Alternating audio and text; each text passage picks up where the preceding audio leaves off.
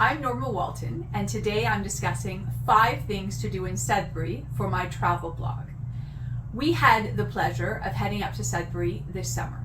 And Sudbury, when you think of it, some people think of the Canadian Revenue Agency, which is not perhaps a good thought, but other people think of snow, ice fishing, tobogganing, snowmobiling, everything winter and snowy.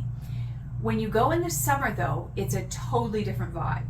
And Sudbury is known as the City of Lakes. So it has 330 lakes of a certain size and 368 lakes when you count the smaller ones. So, I mean, it's incredible to think about that. Sudbury is the largest municipality in Ontario and the 4th largest in Canada. I mean, what an abundance of riches in one place. So the first suggestion that I will make in line with the lake is watch the sunset on a lake. So we stayed in a stair. We rented an Airbnb on Lake Nepawazi, and sitting out on the dock, just watching the sun go down was glorious. It started out with pinks and purples, moved to yellows and blues, finally ended up sort of a gray green. Unbelievable. It was such a nice way to start our vacation and made you really realize the natural beauty of Sudbury. So that is my first suggestion, is watch a sunset on a lake, grab yourself a pop or a beer or a water and just enjoy. The second thing I would suggest you do is go to the Big Nickel and the underground mine tour at Science North. So Sudbury has 2 massive nickel deposits from 2 meteors that hit it millions of years ago.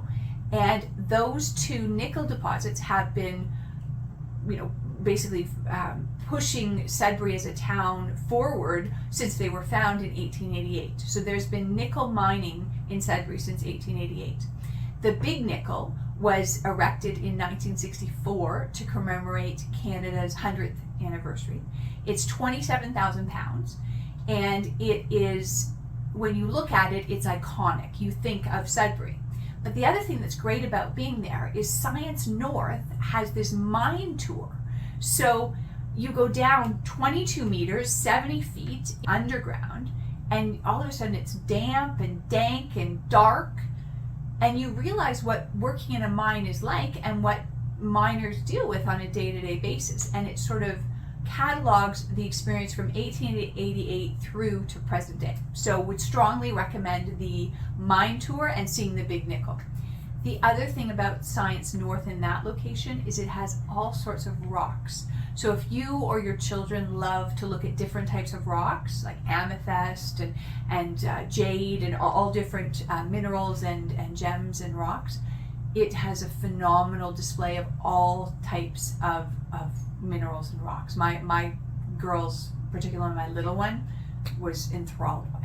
So that is the second thing I would suggest that you do when you're in Sudbury. The third thing is Sudbury is lucky enough to have 2 professional sports franchises.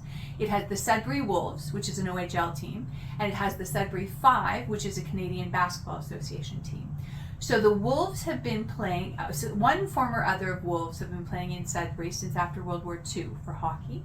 And in 62, a team came to town, and in 72, it was rebranded as an OHL team and always been the Wolves. They've produced 20 NHLers, and they've produced a handful of superstars in the NHL. It is a great ticket. The community center where they play has 4,600 seats plus 500 people standing room only. So it gets rocking. You've got 5,100 people watching a Wolves game. Unbelievable atmosphere. And there's this wolf on a pulley that comes across whenever the Wolves score to howl at the other team. The other thing that's neat about the arena is Stompin' Tom Connors wrote a song called A Sudbury Saturday Night, and so they have a bronze statue of him outside the arena, which, again, the experience for a hockey fan is tremendous. If you miss a hockey game, you can see the Sudbury Five play basketball. 7 Americans, 5 Canadians make up the team, and it's a physical brand of basketball, so also a fun ticket.